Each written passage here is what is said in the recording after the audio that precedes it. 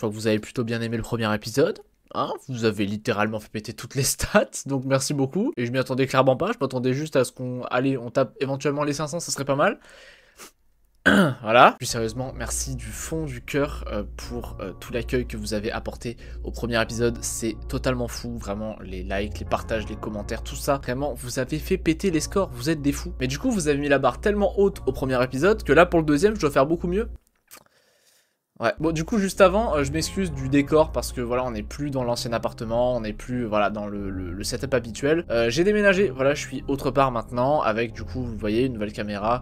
Le micro il a pas changé, toujours aussi dégueulasse. Mais on essaye d'améliorer petit à petit la qualité de la chaîne. Donc voilà, j'espère que ça vous dérangera pas trop ce setup. N'hésitez pas en tout cas à me le dire dans les commentaires. Dans la première partie, on avait abordé 3 thématiques différentes qui touchaient à presque tous les sujets. Que ce soit des images assez glauques, mais aussi des thématiques assez graves que je ne vais pas rementionner dans cette vidéo si vous ne l'avez pas vue. Et logiquement, je vous encourage fortement à aller la voir puisqu'on va sûrement faire pas mal de références à la première partie. Pour cette deuxième partie de l'iceberg, il nous reste 4 sujets à aborder. Tout comme la première vidéo d'ailleurs, on va aborder des sujets assez horribles, assez choquants. Donc si une des thématiques qu'on va aborder dans cette vidéo vous touche, n'hésitez pas à la skip. J'ai pas envie de forcer les gens, surtout que maintenant, je vais vous mettre épisode par épisode, je vais pas vous mettre thème par thème, voilà, partie par partie, parce que j'ai eu des commentaires qui justement se plaignaient de ça. Donc voilà, je préfère faire au mieux, essayer de innover, voilà, plutôt que de rester sur le même truc qui marche pas, voilà. Cette deuxième partie contiendra également une partie que j'ai créée du coup spécialement pour l'occasion, à savoir la partie vos traumas. Puisqu'avec tous les commentaires que j'ai eu, et beaucoup d'entre vous d'ailleurs m'ont mentionné des épisodes et des moments aussi qui vous ont choqué étant enfant, donc je me suis dit que j'allais créer en fait une section spéciale à la fin de la vidéo avec tous vos traumas. Alors il y aura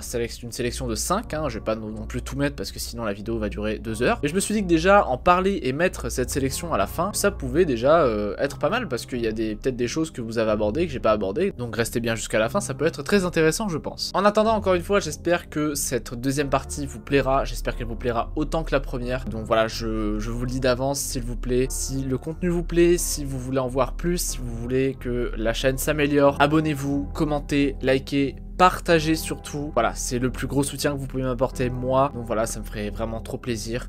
Merci à celles et ceux qui le feront. Et je vous remercie encore une fois pour tout l'accueil, parce que vous êtes littéralement en train de créer mon rêve, voilà, d'essayer de vivre de ma passion. Merci beaucoup, merci énormément. Et nous on est parti pour cette deuxième et dernière vidéo sur l'iceberg des traumas des dessins animés et séries.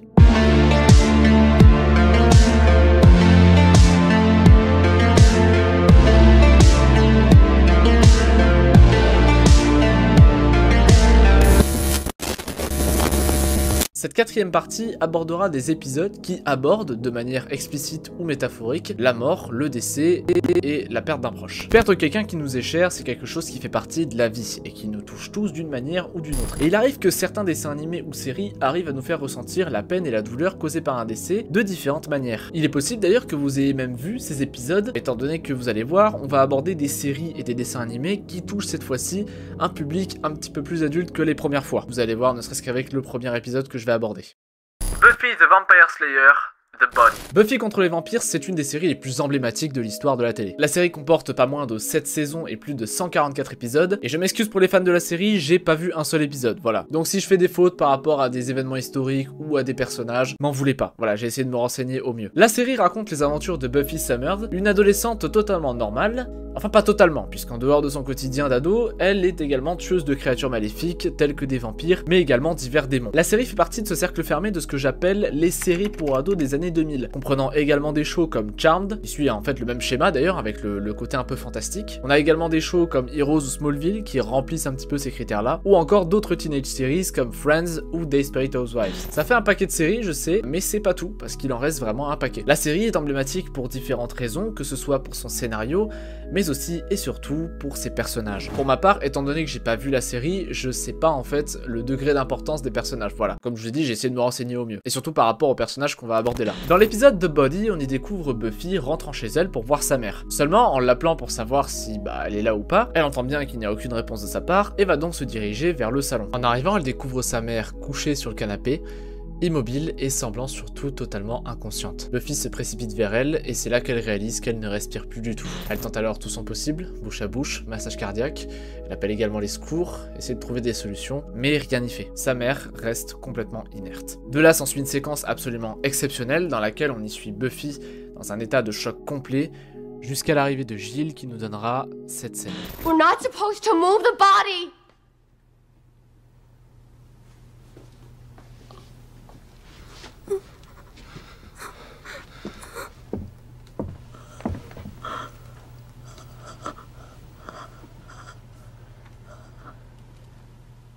La scène entière est exceptionnelle. La manière brutale dont la mort est abordée dans cette séquence est absolument fantastique, et c'est, je trouve, une séquence particulièrement efficace. De nombreux articles vanteront les louanges de l'épisode, en déclarant que c'est de loin le meilleur épisode de la série. De plus, de ce que j'ai compris, le personnage de Joyce, la mère de Buffy, est quand même assez importante, surtout pour le développement de Buffy. Le fait qu'elle décède d'un anévrisme dans la saison 5 porterait aussi la dure réalité de la vie. Et je trouve d'ailleurs que la manière dont Buffy aborde la séquence, où elle est totalement paniquée par la situation, elle sait plus quoi faire, elle est attristée, je trouve que c'est vraiment une séquence fantastique. C'est finalement une manière assez réelle d'aborder la mort et le décès d'un proche, et c'est, je trouve, une excellente personnification. Dites-moi ce que vous en pensez dans les commentaires. Sesame Street, Goodbye Mr. Hooper. Deuxième et dernière mention de Sesame Street dans cet iceberg. Dans cet épisode, le personnage de Big Bird, aussi appelé Toccata, un personnage emblématique de la série, retrouve une partie de ses amis dans la cour d'un immeuble. L'ambiance est à la discussion et à la rigolade dans le groupe, chose que Big Bird a du mal à comprendre étant donné qu'il arrive un peu après la guerre. Et en vrai on le comprend, ce genre de moments c'est clairement les moments les plus gênants. Il essaye d'attirer l'attention de ses amis mais rien n'y fait, et quitte alors les lieux temporairement. À son retour, il ramène avec lui des cadeaux pour ses amis, qui se trouveront être des dessins, et ils trouveront ça super gentil de sa part d'avoir fait des dessins d'eux. Seulement, l'ambiance se calme rapidement, à la vue du dernier dessin de Big Bird. Yeah, you've captured him. Wow, that's beautiful, Big Bird. Oh, thank Really you. nice. Well, I can't wait till he sees it.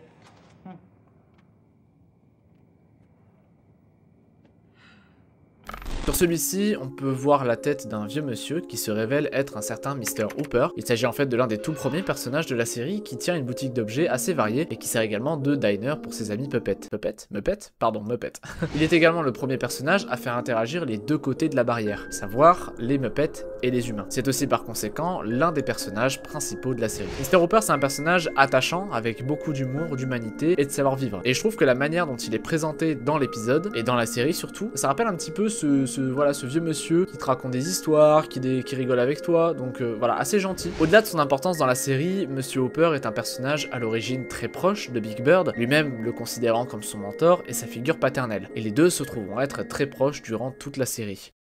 Seulement en décembre 1982, l'acteur Will Lee, l'interprète de Mr. Hooper, s'éteint à l'âge de 74 ans des suites d'une crise cardiaque. Ce décès est un bouleversement total pour la série et pour ses fans qui ont grandi et qui se sont attachés à ce monsieur et à sa personnalité. Il a été également l'une des figures majeures dans le développement des Muppets à la télé et au cinéma et restera à jamais l'une des figures majeures de Sesame Street. Voilà qui remet le contexte sur ce fameux dessin. Cet épisode Farewell Mr. Hooper est en fait un hommage certain à Will Lee et à son personnage, et dans la scène lorsque Big Bird montre le dessin à ses amis, ils apparaissent tous donc très attristés, conscients que Mr. Hooper n'est plus là. Big Bird, ne voyant pas ça comme cela, prévoit de donner le dessin en main propre à Mr. Hooper, mais les différents personnages lui expliquent alors les choses. Big Bird, when people die, they don't come back. Ever? No, never. Je trouve que l'épisode retranscrit assez bien ce qu'est le déni et le deuil à travers ses différents personnages et notamment à travers celui de Big Bird. À sa sortie, l'épisode sera considéré comme l'un des meilleurs de l'histoire et est également un des épisodes pris pour exemple quand il s'agit de représenter au mieux le deuil et la représentation du décès à l'écran. Futurama, Jurassic Park. Bon, on va parler là d'un sujet qui me tient énormément à cœur, que je pense pas avoir mentionné sur le premier épisode. Les animaux. J'ai toujours été entouré d'animaux quand j'étais petit, que ce soit des chiens, des chats ou même d'autres animaux, et pour moi ce sont des membres importants de ma vie. C'est un sujet du coup qui me tient énormément à cœur parce que je me suis toujours dit que si un jour j'ai de la communauté et j'ai de l'influence, je pourrais justement mettre cette influence au profit des animaux, des associations et tout. Donc voilà, c'est quelque chose qui importe beaucoup pour moi. Pour revenir au sujet principal, Futurama est une série très populaire datant de 1999 et est à l'heure actuelle encore diffusée aujourd'hui. Tout comme les Simpsons, Futurama est une série visant un public de jeunes adultes adultes et adolescents avec un plot assez humoristique et satirique. Je précise que pour les jeunes adultes parce que je me suis fait absolument incendier dans les commentaires pour les Simpsons et South Park, surtout pour les Simpsons. Donc voilà, les jeunes adolescents, jeunes adultes, tout ce que vous voulez. Je précise quand même que les Simpsons, moi je les regardé à 10 ans et que pour moi 10 ans c'est petit encore. Hein. Donc voilà, c'est ma seule défense, vraiment, je vous jure. N'en voulez pas s'il vous plaît, abonnez-vous.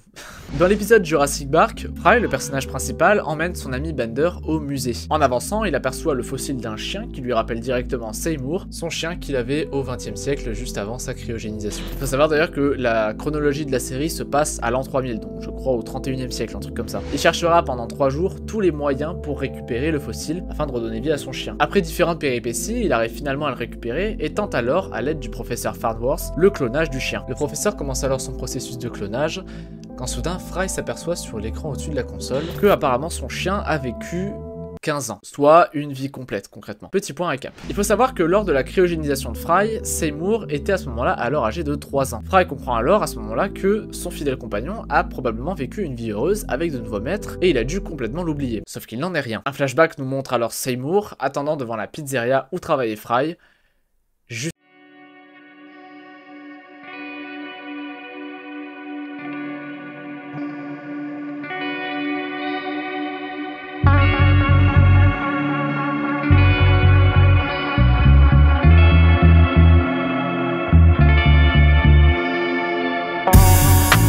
c'est de loin l'une des scènes les plus tristes que j'ai vues. L'abandon, j'ai déjà mentionné sur la première partie, mais là on est vraiment sur autre chose, parce qu'on parle pas assez, je trouve, de l'abandon des animaux. Rien que sur l'année 2023, on est à 44 844. Pour vous donner une idée. Je pense que personne n'a envie d'être abandonné au bord de la route attaché à un poteau. Je tiens à mentionner également le fait que l'épisode a été nominé à la cérémonie des Emmy Awards, une cérémonie qui récompense les séries télé, et a été nominé en 2003 dans la catégorie Primetime, qui est une catégorie spécialement réservée aux dessins animés. Ils se feront battre par un épisode des Simpsons, mais restent encore aujourd'hui considérés comme l'un des meilleurs épisodes de Futurama. South Park, Kenny Dies. Dans un tout autre registre, on va parler d'un dessin animé qu'on avait déjà abordé dans la première partie, à savoir South Park. Vous le savez, l'un des gros running gags de la série concerne le personnage de Kenny. En effet, celui-ci est fréquemment sujet à des atrocités et meurt dans énormément d'épisodes de la série. Si je ne dis pas de bêtises, Kenny meurt plus de 126 fois au cours de la franchise, en comptant les films, les jeux vidéo et les courts-métrages. C'est donc un élément qui est relativement connu de la fanbase et est surtout vu comme un très gros running gag. Cependant, lors d'un épisode de la saison 5 nommé Kenny Dies, un épisode qui n'a à première vue rien de choquant puisqu'on a l'habitude de voir Kenny mourir un épisode sur 2, on apprend que Kenny est atteint d'une maladie rare appelée myopathie de Duchenne. Je vais pas rentrer dans les détails médicaux et scientifiques, mais globalement, c'est une maladie qui crée une faiblesse musculaire allant jusqu'à toucher les muscles cardiaques et entraînant par conséquent la mort. C'est une maladie qui démarre très tôt, à l'âge de 3 ans, et l'enfant peut aller jusqu'à la tétraplégie complète. Au début, j'avais des capacités, petit à petit, elles sont parties. Dans cet épisode, Kenny est donc atteint par cette terrible maladie, et se retrouve finalement condamné. Contrairement aux autres épisodes de la série, on y voit là les différents personnages se donner plus de mal que d'habitude à essayer de l'aider, que ce soit Stan, Kyle ou Cartman. Les 3 garçons n'arriveront cependant pas à aider leur ami, et Kenny s'éteindra pour de bon, sans revenir dans l'épisode d'après comme les autres fois. Cet épisode marque un tournant dans la série puisque c'est la toute première fois qu'un personnage central de la série disparaît pendant une très longue période. Et quand je dis central, je parle surtout de l'un des 4 personnages principaux. Kenny, un personnage iconique dans l'univers de South Park, s'éteint, laissant derrière lui sa famille, ses amis et tous les fans de la saga.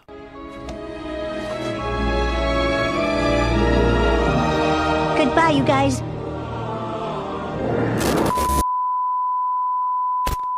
Du moins pas pour longtemps. En effet, à la fin de la saison 6, dans l'épisode La chute du traîneau rouge, Kenny revient comme si de rien n'était et redeviendra un personnage récurrent de la série. Cependant, comparé à d'habitude, les showrunners feront en sorte que Kenny meure de manière beaucoup plus occasionnelle qu'avant. Voir un personnage aussi important que Kenny partir, ça fait un coup, même en étant gamin. Précise gamin encore une fois, hein, la tranche 10-11 ans. Et c'est, je trouve, un épisode assez intéressant pour aborder l'importance des décès dans les dessins animés. Juste dommage qu'il soit revenu à la fin, ça aurait été peut-être plus malin de le laisser mourir, mais on comprend aussi le choix des showrunners, ne serait-ce que pour l'importance qu'il a auprès des fans.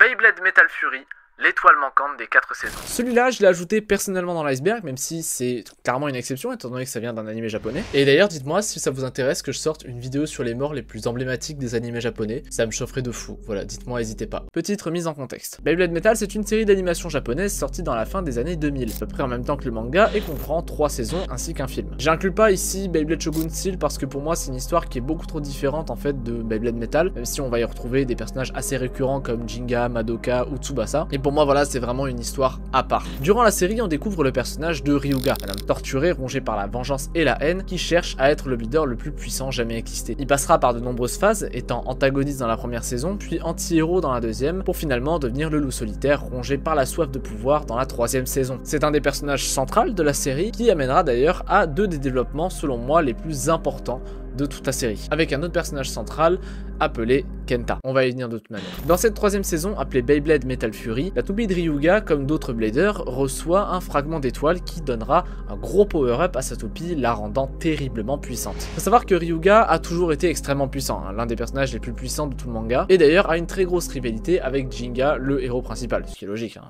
Bon, le rapport méchant-gentil. Et d'ailleurs, les deux s'affronteront à de nombreuses reprises et auront parmi les combats les plus impressionnants de toute la série. Au fur et à mesure de la saison, Ryuga sera rejoint dans sa quête de puissance par le personnage de Kenta. Jaloux que ses amis aient reçu un fragment d'étoile et lui non, il cherchera à se renforcer et suivra Ryuga partout où il ira pour apprendre à devenir plus fort à ses côtés. La saison développe une forte relation entre les deux personnages, malgré un mépris certain de la part de Ryuga, mais ça construit également, à mes yeux, les deux meilleurs développements de la saison. Lors de l'affrontement final contre le grand méchant de la saison, Rago, Ryuga prendra part seul au combat face au Blader et à sa toupie Nemesis, considérée comme la toupie ultime. Un grand duel a lieu, mais la puissance de Rago étant trop forte, elle conduit à la défaite écrasante de Ryuga. Dites-vous que Ryuga a tellement été construit fort que le voir se faire one shot comme ça, c'est clairement le truc le plus inattendu possible. Et surtout, ça a choqué beaucoup de monde, dont moi, de le voir dans cet état. Plus tard, il sera rejoint par Kenta et les autres bladers légendaires, et c'est là que la bataille finale commencera. Nemesis arrive à démolir chacun d'entre eux super facilement, et étant donné que Ryuga est KO, il est impossible pour les autres bladers de sceller Nemesis, et donc de gagner. C'est alors qu'une colonne de flammes bleues apparaît derrière les personnages, et on y voit Ryuga se lever, et déclarant alors ceci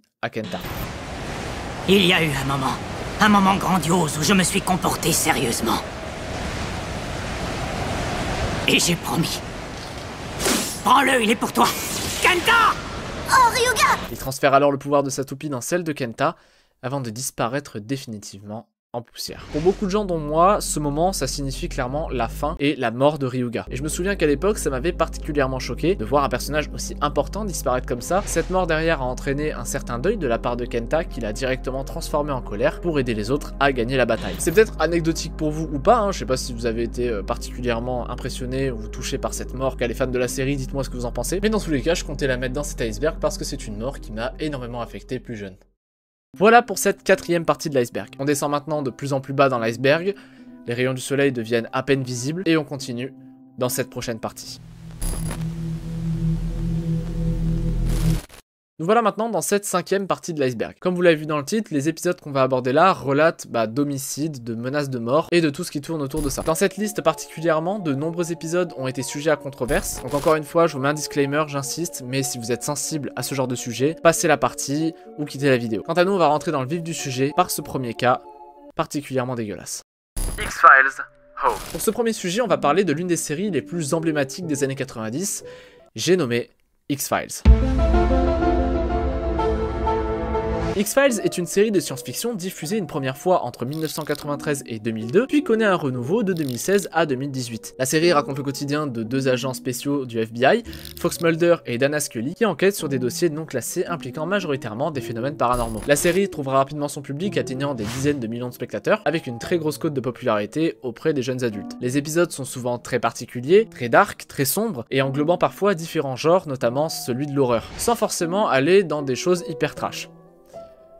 Ce qui n'est pas le cas de l'épisode qu'on va aborder juste ici. La première fois que j'ai fait mes recherches pour cet épisode, je me suis demandé comment ça peut passer à la télé, étant donné le côté trash et le côté violent de celui-ci. Dans l'épisode, Mulder et Scully enquêtent sur le meurtre d'un nourrisson dans une petite ferme isolée. Ils découvriront plus tard des choses affreuses, dégueulasses qu'on va développer dans l'épisode. L'épisode commence avec une femme donnant naissance à un nourrisson totalement déformé. 3 hommes sont autour et récupèrent le bébé pour l'enterrer non loin de la ferme. À savoir qu'à l'origine, la scène a été modifiée à cause des cris de bébé et des cris d'agonie qui étaient beaucoup trop violents, et même d'ailleurs les membres de l'équipe technique en ont aujourd'hui les conséquences et les séquelles. Quelques temps plus tard, un groupe d'enfants joue au baseball non loin de la ferme. L'un d'entre eux se prépare à engager quand il marche sur quelque chose de mou. En relevant le pied, il découvre sa chaussure ensanglantée de restes humains. La caméra nous fait alors découvrir découvrir une main sortant du sol, faisant fuir les enfants. Le shérif de la ville fait alors appel à nos 2 enquêteurs. Il découvre alors le corps du fameux bébé en début d'épisode et soupçonne possiblement la petite maison juste en face de la ferme. Le shérif explique la situation. Il dit que les personnes qui habitent là s'appellent les Peacock. C'est une famille isolée du monde qui y réside depuis la guerre de sécession. Il explique que la maison est actuellement habitée par 3 frères et qu'ils ne dépendent de personne. Et surtout, fait assez intéressant, c'est une famille consanguine. Voilà, ça vous met un petit peu le contexte de l'état dans lequel ils sont. L'autopsie du bébé révélera plus tard que l'enfant a bel et bien été enterré vivant. Et les soupçons se tourneront naturellement vers les 3 frères. Il soupçonne également que ces 3 frères-là, n'ayant aucune conception des normes sociales, ont probablement enlevé, séquestré et violé une femme pour qu'elle mette au monde l'enfant. Les 2 enquêteurs se mettent alors en route pour la ferme pour voir ce qu'ils s'y trament, et en arrivant ils découvriront une maison vide mais remplie d'indices qui pourraient permettre de prouver qu'ils sont bien à l'origine de ce meurtre. Les 2 enquêteurs s'en vont, quittent la maison, et nous spectateurs on découvre que quelqu'un les surveillait depuis le début. Cependant pendant la nuit, les 3 frères se rendront chez le shérif pour l'assassiner, lui et sa femme. C'est le shérif adjoint qui découvrira le corps et le signalera à Mulder et Scully. Les 3 forces d'autorité ont maintenant assez d'éléments pour arrêter les Peacock. Ils mettent alors au point un plan pour essayer de les arrêter. Le shérif sera le premier à rentrer dans la maison mais se fera exécuter par un piège, et vient ensuite nos 2 agents du FBI qui créeront une diversion avant de rentrer dans la bâtisse. Ils découvrent une femme, le visage déformé et amputé des 4 membres. Pensant au début qu'il s'agit de la femme retenue en captivité, ils découvriront rapidement qu'il s'agit nulle autre que la mère des 3 frères, mais la discussion sera stoppée net quand les 3 hommes rentreront pour tenter de tuer les 2 agents, et une bataille a lieu dans laquelle 2 des frères seront éliminés, et le dernier arrivera à s'enfuir avec sa mère avec qui ils refondront sûrement une nouvelle famille. Bon, je suis désolé, le résumé est assez long, mais ça me permet aussi de vous poser un petit peu le contexte de l'épisode, qui est, je trouve, assez trash. Contrairement à certains épisodes qui contiennent surtout un moment choquant en particulier, avec cet épisode-là, c'est surtout sa totalité qui est graphiquement violente. L'épisode sera interdit aux moins de 17 ans et comprendra pour la première fois dans l'histoire de la série un disclaimer en début d'épisode. L'épisode d'ailleurs ne sera pas rediffusé derrière, une première dans l'histoire de la chaîne Fox. L'histoire de la famille consanguine un peu à l'écart de la société, je sais pas si vous en avez entendu parler, mais moi en tout cas ça me fait penser à la famille Whittaker, une famille consanguine qui vit du coup également reclus de la société et qui a fait pas mal de bruit il y a quelques mois. Bon, bien entendu ça n'a rien à voir sur le plan violence et cruauté, en tout cas de ce que je sais, hein, je sais pas du tout ce qui s'y trame dans cette maison, en tout cas ça m'a pas mal fait penser à ça. Au final cet épisode d'X-Files a quand même énormément marqué les esprits par sa violence et son contenu choquant, et reste à l'heure actuelle l'un des plus sombres de l'histoire des séries télé. King of the Hill, Pygmalion. Revenons dans les dessins animés avec la série d'animation King of the Hill, ou Les Rois du Texas en français. Cette série-là, je la connais surtout de loin, mais je sais que c'est une série qui est quand même assez populaire, datant du début des années 2000. Et c'est une série qui fait partie de ce trio iconique des dessins animés pour jeunes ados, avec les Simpsons et Family Guy. Durant l'épisode Pygmalion, le personnage de Luan commence à fréquenter un chef d'entreprise qu'elle idolâtre, du nom de Trip Larsen, un gérant d'une entreprise de production de porc. Elle tombe folle amoureuse de lui, ce qui inquiète fortement sa famille, pas seulement pour la différence d'âge, mais surtout parce que Larsen a un comportement assez étrange à l'égard de sa famille et à son égard également. Peggy, la tante de Luan, sera celle qui sera le plus inquiète à son sujet, observant une grande naïveté dans l'esprit de sa nièce. Un soir, Peggy recevra un colis assez étrange devant leur maison, un cochon décapité, et elle comprend très vite que c'est le signe évident d'une menace de mort à son égard. Luan, quant à elle, passera de plus en plus de temps avec Larsen, mais celui-ci commencera à développer un comportement de plus en plus bizarre, cette fois-ci avec elle. Elle découvrira d'abord un cochon enfermé dans une pièce, ce qui mettra d'ailleurs fortement Larsen en colère, et peu de temps après, la jeune fille se réveillera avec les cheveux rouges ensanglantés, littéralement puisqu'elle sera couverte de sang, donnant cet aspect roux. L'homme prendra également soin de remplacer toute la garde-robe de la jeune femme par la même tenue, la troublant un peu plus sur ce qui se passe ici. Elle finira finalement par tomber sur une publicité d'une personne ressemblant comme 2 gouttes d'eau à elle, et Larsen lui explique alors la situation. Il lui explique que selon lui, la personne sur cette photo est à ses yeux la femme parfaite, et qu'il a toujours recherché une femme avec les mêmes traits qu'elle. Ce qui est du coup le cas pour Luan. Mais Luan se confie et il lui dit qu'elle se sent terriblement seule depuis qu'elle est ici. Et Larsen la rassure en lui disant qu'elle pourra voir autre chose et qu'elle pourra surtout s'amuser à la fête de ce soir, une fête d'Halloween qu'il organise chez lui. Elle croise sa famille qui ont été invités à la fête et décide de leur parler de la situation. Et la gouvernante débarque et lui demande de rejoindre Larsen. Elle le découvre déguisé en cochon et Larsen demandera alors la main de Luan. La jeune fille est très excitée, mais il change au dernier moment en disant qu'elle doit épouser un type avec la même tenue que celui sur la pub. Il essaie tout simplement de recréer la photo, mais Luan prend peur et décide de s'enfuir. Larsen la rattrape, tente de la capturer, mais... What am I doing in a pig costume? Uh-oh. J'ai pas besoin de vous faire un dessin. Cet épisode est assez explicite. Je pense que tout le monde l'a compris, que ce soit avec le cochon décapité sur le palier de la porte, la tentative de séquestration et surtout, même si c'est pas montré, la mort de Larsen. Voilà, tout est subtil, mais ça reste quand même assez trash. L'épisode devait à la base sortir pour un spécial d'Halloween, mais il fut finalement reporté 2 saisons plus tard pour des raisons inconnues. Beaucoup de rumeurs tournent encore sur Larsen, comme quoi on devrait l'apercevoir en fond d'usine, empalé sur un crochet. Mais rien de fondamentalement vrai. Ça reste surtout des légendes urbaines pour faire frissonner les gens. Ou pas. Tom et Jerry, Heavenly Puss. Tom et Jerry, c'est l'un des dessins animés les plus iconiques de l'histoire. Et c'est en partie parce que c'est un dessin animé qui a traversé les âges assez facilement, étant donné que même nos parents ont connu la série, tout comme la Panthère Rose et Inspecteur Gadget, et mais je crois même nos grands-parents connaissent ça. La série est connue majoritairement pour ses 2 personnages iconiques, et pour son côté cartoon goofy totalement efficace, et très assumé de la part des showrunners. Cependant, vous commencez à être habitués, certains épisodes diffusés à la télé sont passés à la trappe, pour des raisons assez diverses. Des épisodes sombres, inadaptés avec une représentation assez discutable. Dans cet iceberg, on va aborder 2 épisodes de Tom et Jerry, dont un qui va arriver normalement dans la partie suivante, qui sont des épisodes assez spéciaux et qui sont surtout considérés comme sombres entre guillemets dans leur thématique, et qui ont également été retirés de la diffusion. Avant de parler du prochain épisode, on va parler de celui-ci, à savoir Heavenly Puss. L'épisode Heavenly Puss démarre avec Jerry qui essaye de s'incruster dans la maison des propriétaires de Tom pour voler un gâteau qu'il a vu sur la table. Tom surprend la souris et cherche comme à son habitude alors à l'attraper. Il le course dans toute la maison jusque dans les escaliers, mais en arrivant et en voulant faire tomber Jerry, Tom fait tomber à la place un piano qui vient s'écraser sur lui. On y découvre alors un Tom aplati,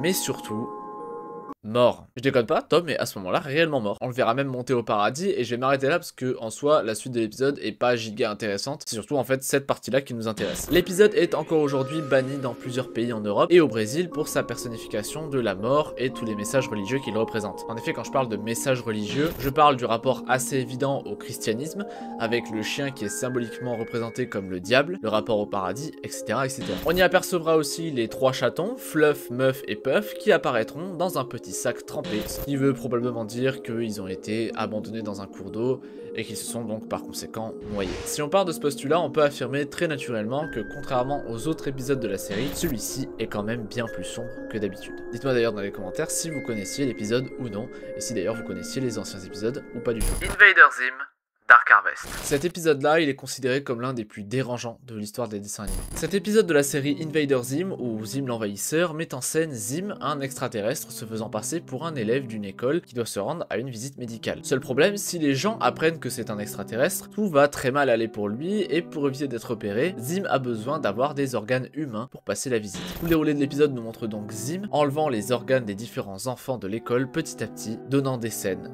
vraiment perturbantes.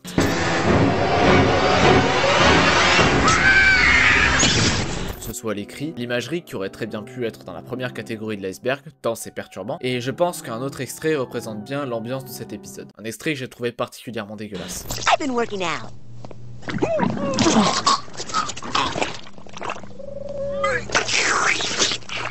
Voilà, je pense que j'ai pas besoin d'en dire plus. Et à savoir que de nombreuses controverses sont sorties par rapport à cet épisode, notamment une affaire qui a fait énormément de bruit à l'époque. En 2005, une femme du nom de Pamela Vital est retrouvée éventrée chez elle. On découvrira quelques jours plus tard que l'auteur de l'acte est un certain Scott Dileski, un jeune homme de 16 ans qui était voisin avec la victime. Il sera arrêté 5 jours après le meurtre et sera condamné à la prison à vie. Cependant, aujourd'hui, la peine a été réduite à 25 ans de prison et devrait normalement sortir sous liberté conditionnelle d'ici 2030. Voilà, non, je crois qu'ils ont changé de juridiction, c'est comme ça. Et c'est normalement là que vous vous demandez pourquoi Invader Zim est impliqué dans le lot. Vous allez voir. Lors de son procès, Scott affirmera s'être inspiré de cet épisode qui a développé sa fascination pour les organes humains. C'est d'ailleurs à cause de ça que les circonstances de décès de la victime ont été aussi atroces. Et non, je ne vais pas détailler la manière dont la victime a été assassinée par respect pour elle. Ce cas en particulier a pas mal bouleversé la diffusion d'Invader Zim qui s'arrêtera après la saison 2. Les showrunners justifient cette fin de diffusion par un manque d'audience, mais je pense sincèrement que cette affaire a dû marquer un sacré coup dans le paysage médiatique de la série.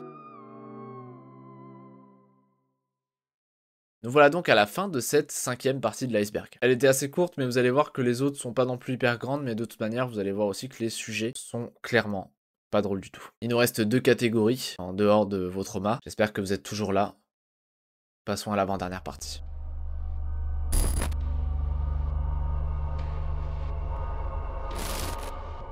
Pas besoin de vous faire un dessin sur ce sujet-là, vous l'avez compris, on va aborder cette fois-ci la question du suicide. Quels ont été les épisodes qui ont marqué l'audience en abordant ce sujet de toutes les manières possibles? On va voir ça maintenant. Tom et Jerry, Blue Cat Blues. On va commencer avec un épisode que beaucoup d'entre vous connaissent et que certains m'ont même mentionné dans les commentaires de la première vidéo, puisqu'on va parler là de l'épisode Blue Cat Blues de Tom et Jerry. Dans cet épisode, on y retrouve Tom qui tombe amoureux d'une chatte blanche. Il essaye d'attirer son regard, mais il est doublé dans sa course par Butch, son rival en amour qui lui pour le coup joue de sa richesse et de ses avantages pour faire tomber la chatte dans ses bras. Après de multiples tentatives, allant jusqu'à même signer des contrats ahurissants qui stipulent qu'il doit faire don d'une jambe, d'un bras et de 20 ans d'esclavage, tout ça pour acheter une voiture qui sera d'ailleurs finalement écrasée par Butch. Tom sera totalement désespéré et tombera progressivement dans l'alcool. Jerry de son côté essaiera d'aider Tom un maximum pour la première fois de la série d'ailleurs, mais celui-ci ira jusqu'à faire une tentative de suicide, sauvée in extremis par Jerry. En passant, Tom et Jerry voient passer leur amour respectif avec d'autres partenaires en bateau, avec marqué marié dessus, et décideront finalement de se mettre sur les rails d'un train tous les deux, attendant leur sort. L'épisode se termine sur les sifflements du train, mettant fin à l'épisode et à la série. Et j'ai menti. C'est pas le dernier épisode de la série. Cette rumeur vient en fait du site Cracked.com qui est à l'origine un magazine comique américain et qui déclarera que Blue Cat Blues est bel et bien le dernier épisode de la série. Également, il s'avère que d'après les showrunners, cet épisode-là n'est pas une représentation du suicide. Alors ça m'étonne beaucoup parce que si c'est pas la représentation, c'est quoi en fait? Aucune réponse à ce sujet-là malheureusement, et d'ailleurs la série se terminera dans une quinzaine d'épisodes plus tard, dans un épisode totalement normal, laissant le mystère planer autour de cet épisode. Je vous laisse vous faire votre propre avis en commentaire. Looney Tunes, Life with Feathers. Les Looney Tunes, c'est une série d'animation parmi les plus iconiques de l'histoire du cinéma, comprenant des personnages absolument emblématiques du dessin animé. Bugs Bunny, Tex Avery, Titi et Gros Minet et j'en passe. Et mine de rien, depuis sa création en 1929, la série a vu passer un nombre incalculable d'épisodes différents, dont celui que nous allons aborder juste ici. L'épisode Life with Feathers démarre avec un oiseau qui est profondément déprimé que sa femme ne l'aime plus et commence à chercher différents moyens pour sauter la vie.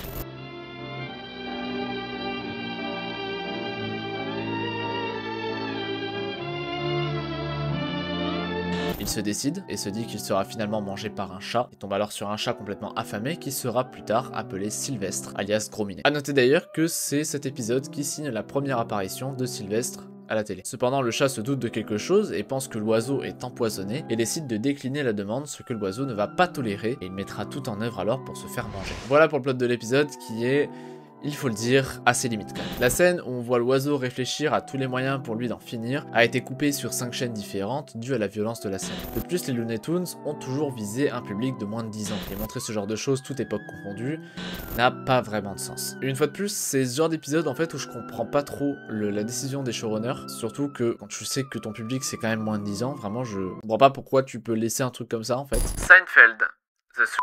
Bon, là je pense que c'est compréhensible, c'est littéralement dans le nom. Seinfeld est une sitcom américaine diffusée entre 1989 et 1998, et qui comporte pas moins de 9 saisons. Pour vous résumer un peu la série, c'est un comédien qui joue son propre rôle, Jerry Seinfeld, qui raconte sa vie et qui nous fait vivre son quotidien. Rien de fou, quand j'ai lu le plot, vraiment, ça m'a pas donné envie d'aller la voir. Pourtant, la série est quand même réputée comme étant l'une des meilleures sitcoms, si ce n'est la meilleure de tous les temps, d'après de nombreux magazines, mais honnêtement, je sais pas si c'est une autre époque ou quoi, mais vraiment, j'arrive pas à capter. Peut-être parce que c'est une sitcom américaine qui est vraiment purement américaine, je sais même pas si elle est passée en France, je sais pas.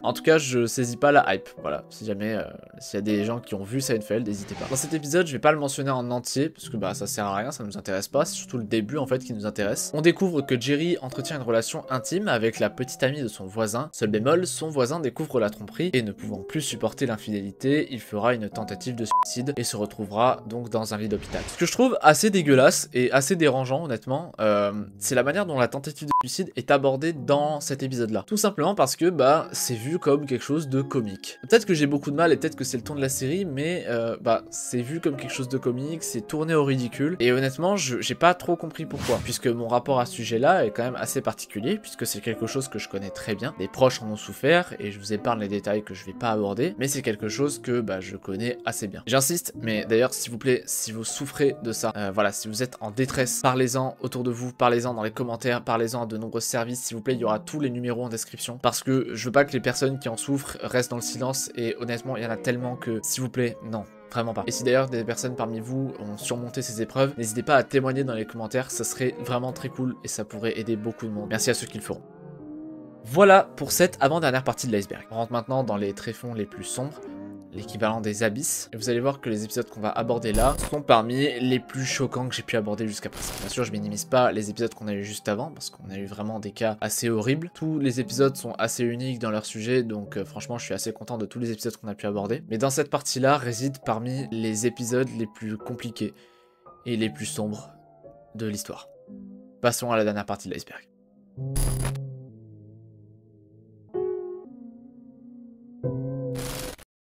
Dans cette dernière partie de l'iceberg, on va aborder 3 épisodes. Ils sont liés de près ou de loin au sujet que vous avez vu dans le titre. 3 épisodes choquants, à différentes échelles, certes, mais choquants. On va parler là de tuerie de masse, de violence gratuite et de génocide. Accrochez-vous, on attaque enfin la dernière partie de l'iceberg. Je vous remercie d'être resté jusque-là. Commençons. Torchwood, contricide.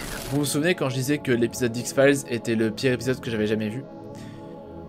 Bah j'ai menti. Torchwood est un spin-off de la célèbre série Doctor Who. Et ça m'étonne d'ailleurs qu'avec tous les épisodes qu'on a abordés et tous les sujets qu'on a pu voir dans cet iceberg, on n'ait pas fait mention de Doctor Who. Parce que ceux qui connaissent la série savent à quel point Doctor Who c'est quand même assez spécial. C'est une série extrêmement emblématique qui remonte, tenez-vous bien, aux années 60. Je sais que ça peut paraître assez fou, parce que même moi je l'ai découvert en écrivant cette vidéo, mais oui, ça existe depuis les années 60. C'est assez fou parce que nous, notre génération, on retient surtout la série de 2005, mais il s'avère qu'il y a bel et bien eu une série entre 1963 et 1989. Et personnellement, ça m'a vachement mis sur le cul quand j'ai appris ça. La série comporte pas moins de 7 spin-offs télévisés, ce qui en fait littéralement un univers à lui tout seul, appelé le Whoniverse. Et parmi ces spin-offs, on retrouve la série Torchwood, qui est une série de science-fiction diffusée entre 2006 et 2011, et comportant 4 petites saisons pour 41 épisodes. La série prend place après la 2e saison de Doctor Who. On y suit une agence secrète galloise créée par la reine Victoria pour lutter contre les extraterrestres et leur agissement. La série se veut volontairement plus sombre et plus adulte que l'original, s'auto-qualifiant même de sinistre et psychologique. Et d'ailleurs, la série ira même jusqu'à être interdite au moins de 15 ans sur le format DVD. Maintenant que les bases sont posées et que vous connaissez un petit peu la thématique de la série, on va pouvoir aborder cet épisode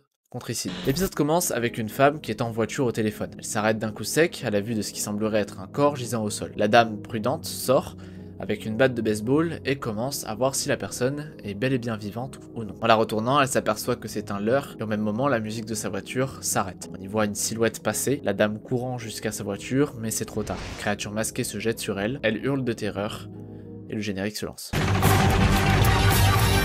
Le moins qu'on puisse dire, c'est que l'épisode nous met directement dans l'ambiance. On retrouve alors l'équipe de Torchwood qui fait le point sur l'enquête en cours, déclarant que 17 personnes seraient apparemment portées disparues en l'espace de 5 mois, mais qu'aucun corps n'a été retrouvé depuis. Plus tard dans la forêt, on retrouve Gwen et Owen discutant de manière non conventionnelle. Dans le même temps, Gwen apercevra une silhouette qui ressemblera fortement à la silhouette qu'on a vue au début d'épisode. Les deux partent en chasse, mais tombent finalement sur un corps, et en enlevant le drap, ils découvrent un cadavre sans peau, la chair à vif, laissant limite que les os exposés. Bon, je suis obligé de flouter, c'est un peu normal. En arrivant devant la grange, ils décident de se séparer pour fouiller les lieux. En rentrant, ils découvrent que c'est désert, mais qu'une forte odeur rôde dans la maison. Gwen avance, et rentre dans la cuisine. L'odeur est tellement immonde que les mouches se baladent dans la pièce. En se retournant, Gwen découvre une sorte de lampe, et en baissant la tête, elle y découvre un cadavre en décomposition. Pendant ce temps, Toshiko et Lando se retrouveront faits prisonniers et tenteront de trouver un moyen de sortir d'ici. Ils fouillent les environs et tombent d'abord sur un tas de vêtements et de chaussures semblant appartenir aux anciens habitants de la ville. Jusque là, on a le droit de se demander si, avec ces vêtements, éventuellement, ils peuvent retrouver des traces des corps, jusqu'à ce que Toshiko ouvre le frigo.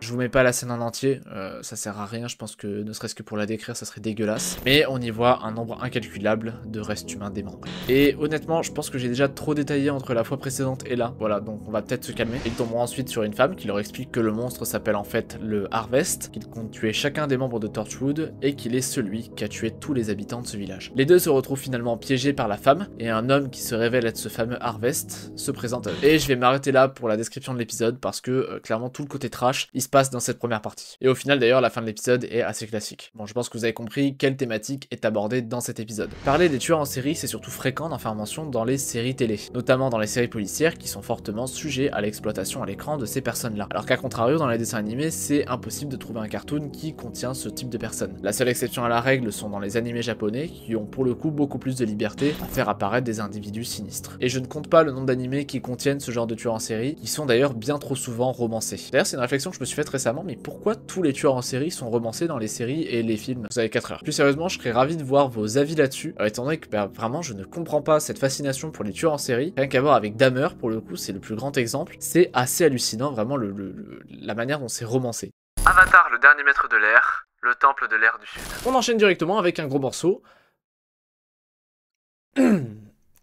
Avatar le maître de l'air. Avatar le dernier maître de l'air, c'est une des séries d'animation les plus emblématiques de ma génération. De multiples adaptations du dessin animé ont été faites comme des comics, une série Netflix qui est tout récente et un film qu'on va oublier parce que faut oublier ce film. La série a été diffusée en France d'abord sur TF1 puis Nickelodeon et est actuellement toujours diffusée sur la chaîne Game One. On y suit Aang, jeune maître de l'air et dernier de sa lignée qui a été libéré par 2 membres de la tribu de l'eau, Katara et Sokka. Il découvre par la suite qu'il est l'héritier d'une longue lignée de gens appelés les avatars, qui sont les seules personnes à maîtriser les 4 éléments, l'air, l'eau, la terre et le feu. Cependant, le dernier élément à maîtriser, il est assez compliqué étant donné qu'il y a littéralement une guerre en cours causée par eux. Voilà, donc c'est assez compliqué de maîtriser le feu. La mission de Aang sera donc de rétablir la paix entre les peuples et les éléments, et c'est à peu près tout pour le plot de l'anime. Vous aurez remarqué aussi que j'ai précisé que Aang était le dernier de sa lignée. Laissez-moi vous expliquer pourquoi. Dans l'épisode Le Temple de l'air du Sud, Aang, Katara et Sokka se rendent dans l'ancien temple de l'air de Aang. En arrivant, l'endroit est complètement désert et en explorant les environs, Katara trouve un casque appartenant à la nation du feu. Comme je vous ai dit plus tôt, la nation du feu, c'est la nation qui veut s'emparer de tous les peuples et qui veut s'emparer du pouvoir ultime. Et dans leur soif de conquête, ils ont commencé par détruire chacun des temples de l'air. Aang découvre alors que ses frères, ses compagnons, ses amis du temple de l'air sont tous morts, et réalise alors le poids de ce qui est arrivé à son peuple. L'épisode est très touchant mais très violent à la fois. On comprend vite que ce qui s'est passé ici relate très certainement d'un génocide, et que ce soit le temple de Aang, mais aussi tous les temples de l'air. Parler de génocide dans un dessin animé pour enfants, c'est une mission extrêmement risquée, et à raison d'eux puisque peu de dessins animés arrivent à sortir un résultat correct, surtout quand il s'agit d'y aller d'une manière très subtile. Et c'est ouf parce que ce que je trouve flagrant là-dedans, c'est qu'avec nos yeux d'adultes, on se rend compte vraiment de l'importance et des conséquences, en gros, concrètement de ce qui s'est passé. Et c'est ouf de se dire que l'épisode et la série ont vraiment un fond beaucoup plus important que ce qu'on peut penser. Static Shock, Jimmy. Pour ce dernier épisode, je pensais pas aborder ça dans un iceberg. Peut-être pas en tout cas dans un iceberg des dessins animés. Étant donné que je m'attendais pas à ce qu'un épisode mentionne ça de manière explicite. C'est quelque chose qui va être compliqué à aborder, qui va peut-être être choquant pour vous, ou pas, ça va dépendre, mais qui était nécessaire à aborder. On a parlé de presque tous les cas dans cet iceberg, que ce soit avec des images choquantes, des thématiques comme le harcèlement, la fin du monde, les violences conjugales, les homicides et j'en passe. Et ce qu'on n'a pas encore abordé, c'est les tueries de masse dans les écoles. Madame, monsieur, bonsoir. De nouveau, la violence dans les lycées américains. We start with an attack on a college. Say a student opened fire at a vocational college this morning. At least 18 people are dead, including the gunman. Depuis octobre 97, 5 fusillades ont éclaté dans des écoles américaines. I hear another shot. He said, I'm going to shoot my grandmother. The second post was, I shot my grandmother. The third post, I'm going to shoot an elementary school.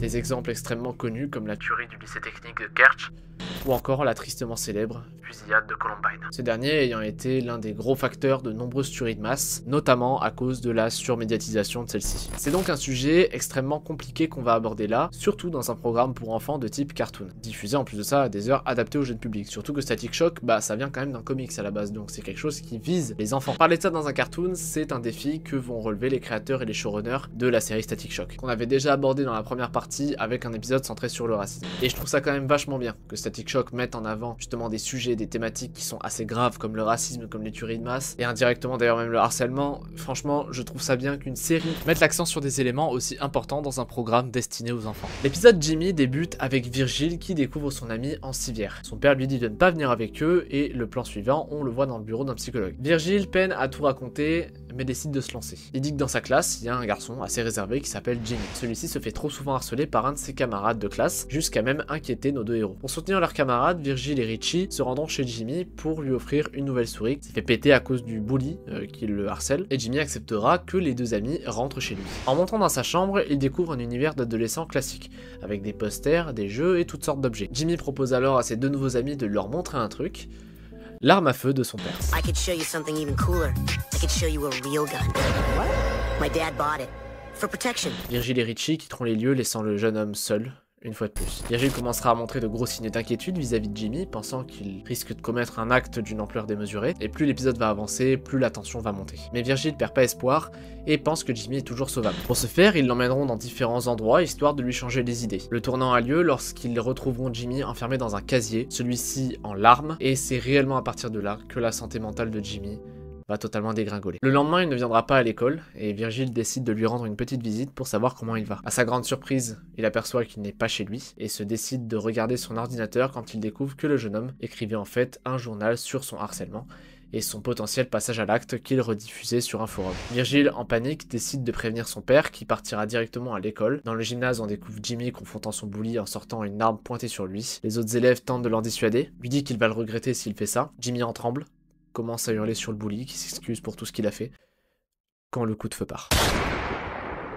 C'est Richie qui se retrouvera touché d'une balle dans la jambe. Virgile, qui avait débarqué en costume, vient porter secours à son ami. L'épisode se termine avec l'exclusion de l'élève bully de l'établissement, ainsi qu'un message de prévention. L'épisode est assez fort et direct dans sa manière d'aborder les tueries de masse à l'école. Surtout quand tu sais d'à quel point c'est compliqué pour des showrunners d'aborder ce sujet-là sans que ce soit forcément sujet à polémique. Et surtout quelque chose de fatalement violent et graphique. Et c'est ça aussi que je trouve bien dans les épisodes qu'on a abordés, c'est qu'ils trouvent tous en fait une manière d'aborder un sujet ou une thématique, mais qu'ils le font tous d'une manière subtile. Enfin ça dépend pour certains. Du moins dans la plupart des cas, ils vont pas non plus super loin. Que ce soit dans la première ou la deuxième partie, on a pu aborder des épisodes tout au long de l'iceberg qui étaient soit méconnus ou surtout populaires aux USA, soit connus chez nous en France avec quelques bribes de souvenirs par-ci par-là. Je sais que j'aurais pu mettre plus d'épisodes dans cette liste, plus de dessins animés, plus de séries, et même des animés japonais. Pour ça, je préfère le réserver pour une prochaine vidéo. Je tenais bien sûr à pas vous laisser là-dessus, et comme je l'ai dit en début de vidéo, à vous laisser sur vos traumas à vous, avec les épisodes que vous m'avez envoyés dans les commentaires. J'en ai sélectionné 5, et j'espère que cette sélection vous plaira. N'hésitez pas d'ailleurs à continuer de noter vos traumas en commentaire, il y a sûrement des sujets de toute façon que j'aurais pas abordé quoi qu'il arrive dans cette vidéo,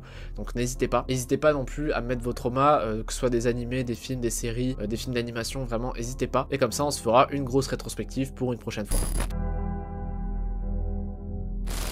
Contrairement aux autres parties, je ne vais pas développer et analyser en détail les épisodes, mais je vais surtout aborder le côté général des sujets. Je sais pas si vous avez tout compris, je sais pas trop m'exprimer, mais de toute manière vous allez voir, en gros on va surtout survoler les sujets, mais rentrer un petit peu dans le détail pour certains sujets, vous allez voir. Les traumas dans Bob l'éponge. On commence avec quelque chose que vous avez pas mal mentionné dans les commentaires de la vidéo, à savoir les traumas de Bob l'éponge. De toute manière, on a pas mal parlé de Bob l'éponge et tout, de ses traumas. Voilà, on a abordé, je crois, 3 ou 4 épisodes, je sais plus. Notamment dans la première partie de l'iceberg, beaucoup moins dans la deuxième. Mais certains d'entre vous m'ont fait mention d'éléments qui étaient quand même assez perturbants.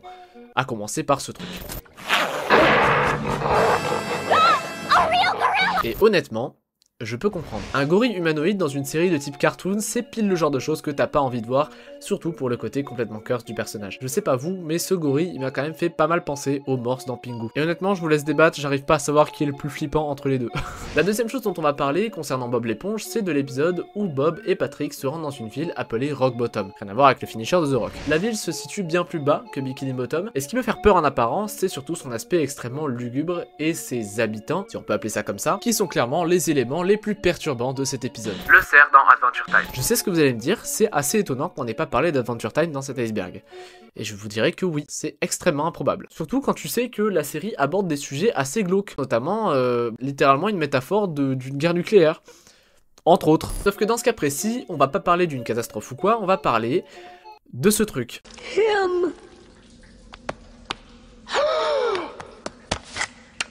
C'est quoi? Cette créature des enfers est un cerf qui apparaît pour la première fois dans l'épisode Personne ne vous entendra crier, un super nom en apparence, hein, super, et qui met en scène un cerf qui terrifie le royaume confiserie. Il apparaîtra majoritairement debout sur ses 2 pattes arrière et dévoilera même sous ses sabots des mains humaines, ce qui renforce encore plus la terreur de ce personnage. Du coup, je peux comprendre que certains d'entre vous aient flippé à la vue de ce truc. Voilà, je sais même pas si on peut appeler ça un cerf, vraiment, c'est terrifiant.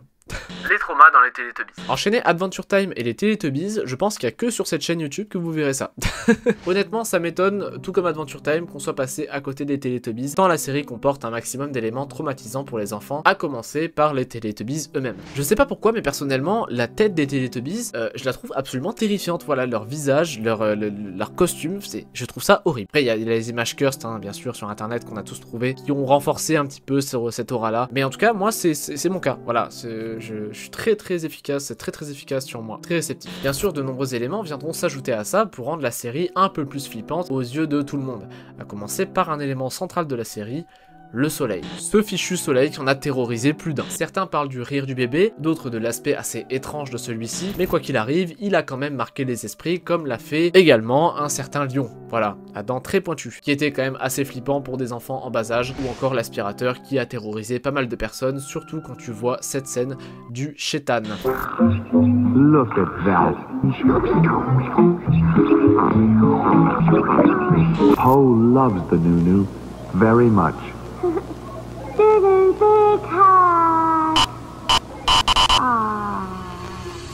Courage, Ramsès. Il faut qu'on soit à la fin de cet iceberg pour que je mentionne une deuxième fois courage. C'est scandaleux. Et après avoir fait mention de la fille au violon, après avoir fait mention du Bugle Monster, on s'attaque cette fois-ci à Ramsès. Ce qui est clairement terrifiant là-dedans, c'est son esthétique. Déjà parce que son chara-design est absolument horrible, et pour être honnête, sa manière de bouger fait également assez badé. Je trouve ça fou quand même d'à quel point la série arrive à caler des trucs absolument horribles. Les monstres, les choses un peu bizarres de Courage, je trouve ça assez fou, et que aussi ça ait marqué autant de gens. Courage est vraiment un dessin animé exceptionnel. Code Lyoko, Canal Fantôme. Quoi de mieux pour se terminer cet iceberg des dessins animés par l'un de mes préférés all time, à savoir Code Lyoko. J'ai un amour inconditionnel pour cette série que je considère parmi mes cartoons préférés, et honnêtement, c'est vrai que certains épisodes ou certaines entités sont particulièrement impressionnantes. Notamment les monstres de Xana, voilà, que ce soit sur Lyoko ou quoi, je trouve que c'est clairement quelque chose d'efficace pour les gosses. Bon, bien sûr, j'ai pas tous les noms en tête, mais voilà, je vous mettrai quelques exemples de trucs que je trouve absolument horribles. Cependant, un abonné dans les commentaires m'a fait mention d'un épisode appelé Canal Fantôme, qui l'avait pas mal touché par le passé, et je me suis dit que c'était l'occasion de parler de Code Lyoko via un épisode marquant, et je vais un peu briser ma règle du début. Je vais légèrement détailler sur cet épisode là parce qu'il y a des choses à dire. Canal Fantôme est le 24e épisode de la saison 1 de la série. Après une mission rondement menée, Jérémy fait un retour vers le passé pour ramener le monde à la normale. Jusque là tout va bien. Cependant, un phénomène assez étrange se produit et Jérémy se retrouve dans une réalité différente des autres membres du groupe. Dans sa réalité, Yumi, Ulrich et Odd ne sont plus avec lui, alors que les autres voient un Jérémy bien plus différent que la normale. L'épisode avance et on découvre que le Jérémy qui était avec les autres est en fait un programme créé par Xana, visant à garder les autres avec lui. Une fois la supercherie découverte, Xana dévoile son vrai visage dans une scène assez impressionnante.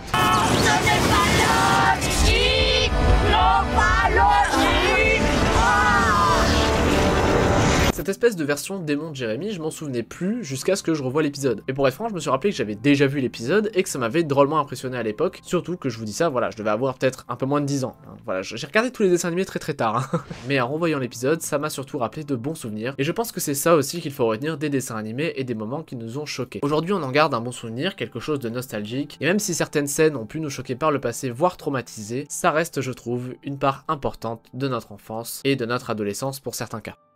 Merci d'avoir regardé cette vidéo, j'espère qu'elle vous aura plu. Je suis très content d'avoir pu faire cet iceberg, vraiment je suis super content. Ce premier essai en tout cas parce que même si c'était un concept assez connu, pour moi c'est un concept déjà de base que j'adore et honnêtement je voulais juste essayer un petit peu, voir comment ça pouvait rendre. J'ai peut-être pas choisi le sujet le plus idéal, c'est vrai que j'aurais pu choisir un meilleur sujet, mais en tout cas je trouve que le pari est plus ou moins réussi. Il y a encore beaucoup de travail à faire, je suis d'accord avec vous. De toute manière, comme je l'ai dit, c'est un concept qui me plaît énormément, c'est ce qui m'a fait adorer les vidéos histoires, c'est ce qui m'a fait adorer les vidéos faits divers, les vidéos horreur et tout. Voilà, je suis trop content d'avoir découvert ce concept, il est trop cool. Et c'est clairement pas la dernière fois que je vais exploiter ce concept-là. Je pense qu'il y a beaucoup encore de sujets à développer avec ça. En attendant, pour vous mettre un petit peu au courant, le mois de septembre sera un peu moins chargé pour le coup, je pense qu'on va sortir qu'une seule vidéo dans le mois de septembre. Cependant, je vais essayer de sortir 2 vidéos, je vous promets rien, mais je vais essayer de vous sortir 2 vidéos pour le mois d'octobre, parce que c'est un mois, c'est la saison d'Halloween, donc c'est trop cool. Voilà, on va sortir des histoires un petit peu d'horreur, ça va être trop sympa, vous allez voir, ça va être trop cool. Je tenais à vous remercier énormément aussi pour le soutien, tout le soutien que vous m'avez apporté sur la première vidéo, sur la chaîne, sur tout, sur vraiment merci énormément. Comme je vous ai dit en début de vidéo, vous êtes littéralement en train de construire mon rêve petit à petit. J'en parlerai sûrement dans une FAQ si un jour on en fait, si un jour on atteint un certain palier, j'espère. Donc voilà, de me faire vivre littéralement mon rêve, merci énormément. Si cette vidéo vous a plu, si les 2 vidéos vous ont plu, n'hésitez pas à les liker, les commenter, les partager, à vous abonner évidemment, c'est le plus important. Et je préfère le redire, mais c'est le plus gros soutien que vous pouvez me donner. Quant à moi, je vous dis à bientôt pour une prochaine vidéo. C'était Eldorak.